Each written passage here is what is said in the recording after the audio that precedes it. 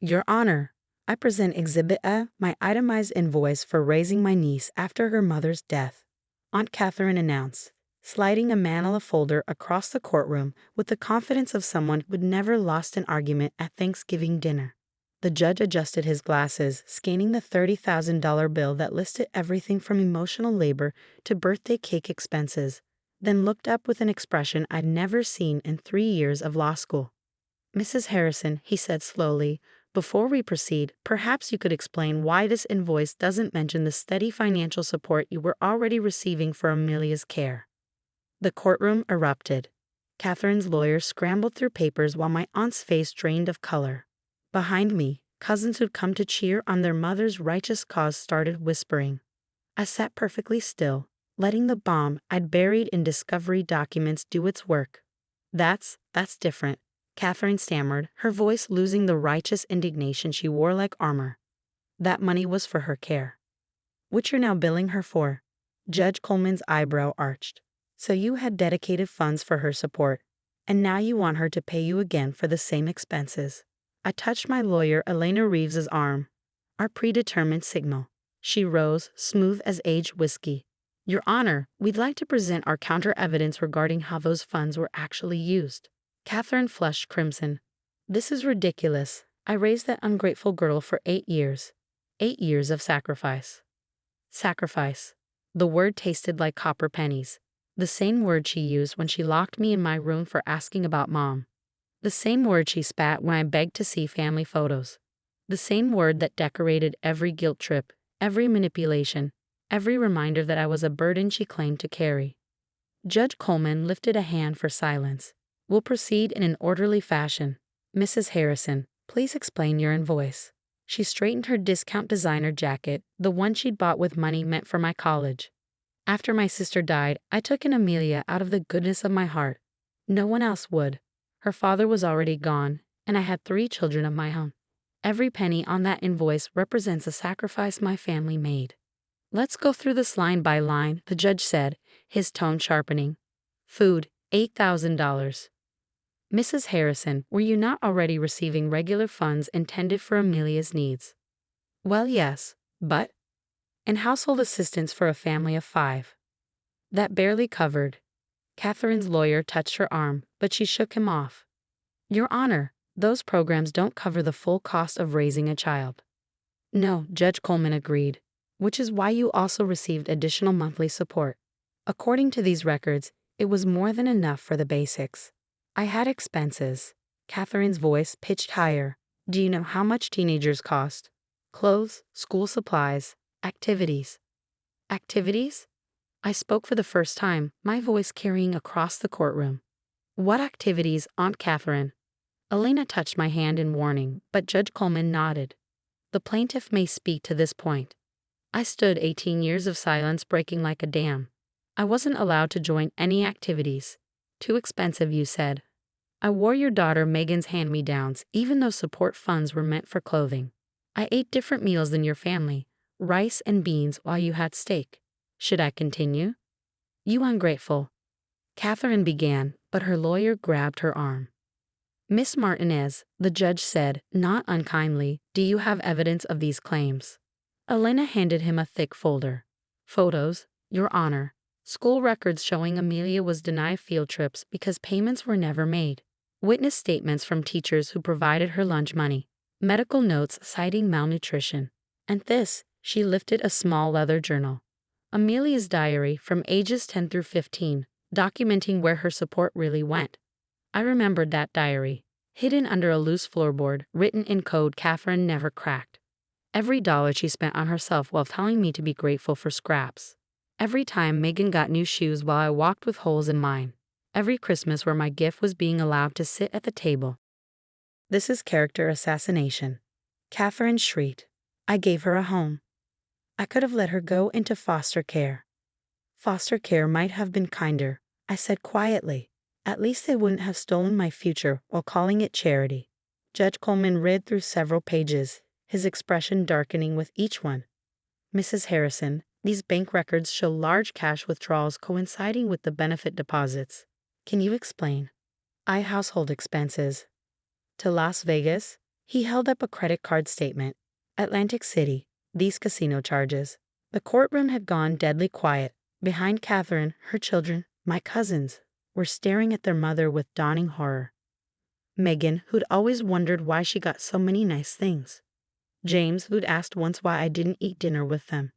Little Sarah, who tried to share her toys until Katherine told her I didn't deserve them. Your Honor, Alana said, we'd also like to present evidence of educational fraud. Objection. Katherine's lawyer finally found his voice. Overruled. Proceed. Alina handed over another folder. Mrs. Harrison claimed on multiple legal documents that she was saving for Amelia's college education. These sworn affidavits for state programs, federal aid applications. Yet when Amelia turned 18, the college fund was empty. The $50,000 that should have been there, based on the benefits specifically designated for education, had vanished. I had unexpected expenses, Katherine muttered. Like your bathroom renovation? I asked. The one you posted all over Facebook? Or Megan's Sweet 16 party that cost $15,000? The one I wasn't allowed to attend because I wouldn't fit in with her friends? Miss Martinez, Judge Coleman said gently, I understand this is emotional, but I'm sorry, Your Honor. I took a breath. But she's not just asking for money. She's asking me to pay for my own neglect, to finance my own abuse, to thank her for stealing my childhood and my future. Katherine's face had gone purple. Abuse? I never laid a hand on you. No, I agreed. You just told me every day that I killed my mother by being born. That my father left because I was too much trouble. That I should be grateful you didn't dump me at the fire station. You just locked me in my room when your friends came over because I was an embarrassment. You just made me eat in the kitchen while your real family ate in the dining room. You just. Enough? Katherine slammed her hand on the table. I want my money. I deserve compensation for taking in my sister's mistake. The word hung in the air like a noose. Mistake. Judge Coleman's voice had gone arctic. You consider your niece a mistake. Katherine's lawyer was frantically whispering in her ear, but the damage was done.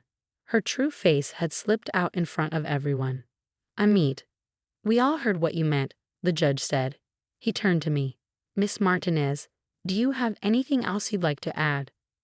I looked at Katherine, really looked at her for the first time in years. She seemed smaller somehow, stripped of the power she'd held over a grieving child. Just one thing. Aunt Katherine, do you remember what you told me the day I got the full scholarship to college? She said nothing. You told me I should give it up. That people like us don't go to university. That I should get a job and start paying you back for all you'd done. I smiled sably. That's when I knew I had to leave. Had to become someone you couldn't tear down anymore. And did you? Judge Coleman asked. Become someone? I graduated summa cum laude. Got a full ride to law school. Passed the bar on my first try. I straightened my shoulders. I became a victims' rights attorney. I help children who are being financially exploited by their guardians. Turns out, there are a lot of Aunt Katherines in the world. The judge nodded slowly. I've heard enough. Mrs. Harrison, your claim is not only dismissed, but I'm referring this case to the Department of Social Services for investigation of benefits fraud. You received $280,000 to care for your niece, and by your own admission today, you considered her a burden and a mistake. The evidence suggests you systematically deprived her of necessities while enriching yourself. You can't. Furthermore, he continued, I'm recommending criminal investigation for fraud, neglect, and fiduciary breach. You had a legal obligation to use those funds for Miss Martinez's benefit.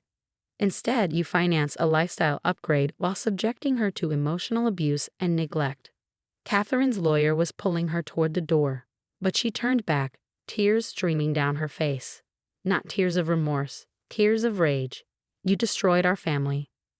No, I said quietly. You did that when you chose money over a child who needed love.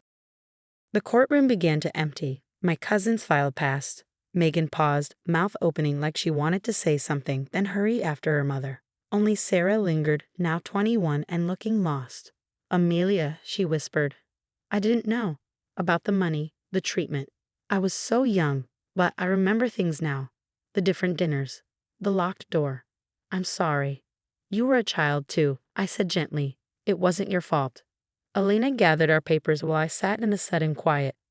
We'd won, but victory tasted like ashes and old photographs. "You okay?" Elena asked. "You know what the ironic part is?" I laughed, but it sounded hollow. If she just loved me even a little, I would have given her anything. I make good money now. I would have helped her, supported her in her old age. All she had to do was be kind. "Some people can't see past their greed," Elena said. Outside the courthouse, Katherine was screaming at her lawyer about appeals, about injustice, about ungrateful children who don't understand sacrifice. But I was done listening. I'd spent 8 years as her audience, watching her perform the role of martyred aunt while she picked my future from my pockets like a common thief. My phone buzzed. A text from an unknown number. "This is Megan. Can we talk? There are things you should know about where that money went. Things Mom doesn't know we know." I showed Alina, who raised an eyebrow. "Could be interesting. Or painful," I said. "Most truth is both," she replied. That night, I met Megan and James at a coffee shop downtown. Sarah was there too, fidgeting with her phone. They looked like kids caught stealing cookies, except the jar they'd raided was full of secrets. "We found papers," Megan said without preamble. "After you left for college, Mom was panicking about something, tearing apart her closet. We found bank statements, gambling debts, loans she'd taken out using your social security number." "Identity theft," I said numbly. "Of course." "We confronted her," James added. "She said it was for the family, that you owed us anyway. But we knew it wasn't right. We just didn't know what to do." "You were kids," I repeated what I told Sarah. "It wasn't your responsibility." "But we benefited," Sarah said quietly. "My college tuition, their cars, family vacations you never got to go on. We benefited from your suffering." "So what now?" I asked. They exchanged glances. Megan pulled out a checkbook. "We can't give back your childhood, but we can start somewhere." "I don't want your money," I said. "It's not ours," James said firmly. "It never was. We talked to a lawyer after today. We're going to testify if the criminal case goes forward. And we're going to make sure you get back what was stolen.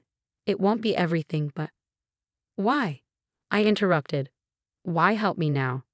Sarah reached across the table and took my hand. "Because you're our cousin. Because what she did was wrong. Because family shouldn't be conditional on bank balances." And Megan added quietly, "Because we remember the little girl who used to share her single Christmas present with us. Even though we had dozens. You deserve better than our mother gave you. Maybe it's too late to be the family you needed then, but it's not too late to be decent human beings now." I cried then. For the first time since Katherine had taken me in, I cried in front of my cousins. Not tears of pain or rage, but something cleaner. Something that tasted like possibility. The criminal case would take months. The investigation would be thorough. Katherine would likely face jail time for benefits fraud and identity theft.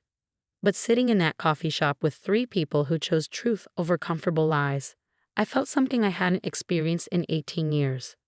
Family, not the kind that demands invoices for love, but the kind that shows up when the truth gets ugly. The kind that chooses justice over blood. The kind that says, "We were wrong," and means it. Katherine had presented her bill, $30,000 for a childhood of neglect dressed up as charity. The judge had countered with his own invoice, $280,000 stolen, plus interest, plus a criminal record, plus the loss of her children's respect.